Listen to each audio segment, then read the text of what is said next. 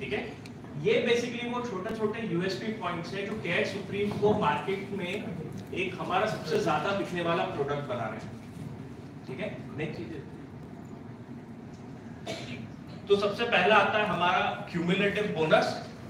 Cumulative bonus, इसमें क्या terms and conditions हैं, क्या पॉइंट्स हैं, मैं आपको आगे डिटेल में बताऊंगा, बट फिलहाल मैं यूएसपी पॉइंट्स के हिसाब से बोल रहा हूँ कि क्यूमुलेटिव बोनस मतलब हमारा कस्टमर क्लेम ले या ना ले, उसे बोनस आना ही है, और जो बोनस एक बार मिल गया वो लूज नहीं करेगा। नेक्स्ट कीजिए। नेक्स्ट आता है हमारे पास क्यूमुलेटिव बोनस सुपर, जो कि कस्टमर को एडिशनल 500% तक का बोनस ऑफर करता है। नेक्स्ट, ओके, वो सेम पॉइंट है, क्यूमुलेटिव बोनस इलस्ट्रेशन चलिए, प्लान बेनिफिट टेबल पे लेंगे, चलेगा आगे plan benefit table.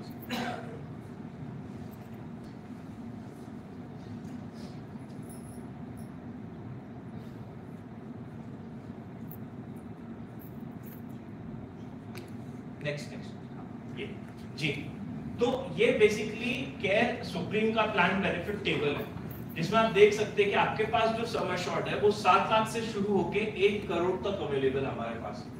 7 lakh, 10 lakh, 15 lakh, 25 lakh, 50 lakh है 1 CR। Okay, so inpatient and day care up to sum assured मिलना आज के समय में हर पॉलिसी में होता है। ठीक है, आईसीयू में कोई सब लिमिट्स ना होना, ये भी हर पॉलिसी के अंदर कॉमन पॉइंट्स हैं।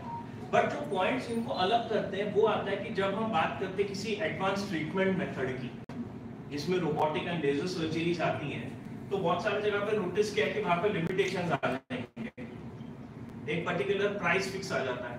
यहाँ पे वो कंडीशन नहीं है, यहाँ पे आपको जो बेनिफिट्स है वो अप टू सम एश्योर्ड तक मिलते हैं। नेक्स्ट आता है आपका प्री एंड पोस्ट हॉस्पिटलाइजेशन। एक सवाल आप सबसे, हॉस्पिटल में एडमिट होने के पहले दवाइयों पे ज्यादा खर्चा होता है या डिस्चार्ज होने के बाद?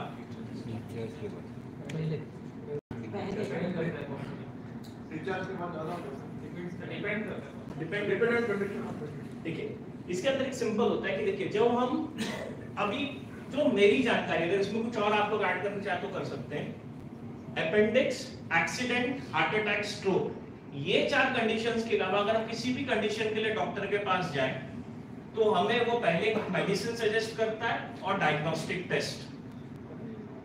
इन 4 के अलावा क्या कंडीशंस हो तो मुझे प्लीज बताइए। बट ज्यादातर केसेस में अगर हम इन 4 के अलावा जाते हैं डॉक्टर के पास तो हमें कुछ मेडिसिन सजेस्ट की जाती है और उसके पीछे कोई डायग्नोस्टिक टेस्ट, और उन रिपोर्ट्स के बेसिस पे डिसाइड होता है कि हमको सर्जरी करवानी है, नहीं करवानी है, अगर करवानी है तो कितना समय बाद हम करवा सकते हैं, कितना जल्दी कराना जरूरी है। ठीक है, तो प्री के अंदर कभी भी हम देखते हैं कि यहाँ पे हम आपको जो ऑफर मिलता है हमारे कस्टमर्स को, वो मिलता है 60 डेज ऑफ प्री हॉस्पिटलाइजेशन।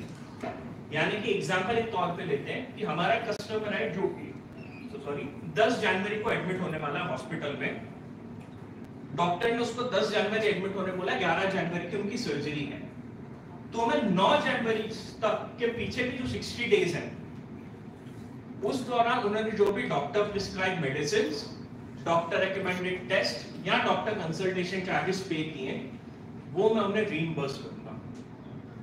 वो मुझे बिल सबमिट करेंगे, मैं उन्हें रीइंबर्स करूंगा। बट उसी बीमारी या सर्जरी के लिए जिसके लिए वो एडमिट हुए हैं, मेरा पेशेंट एडमिट हो रहा है किडनी इशू के लिए, वो मुझे स्कैन दे रहा है नी स्कैन, नी का, तो वो एक्सेप्टेबल नहीं है।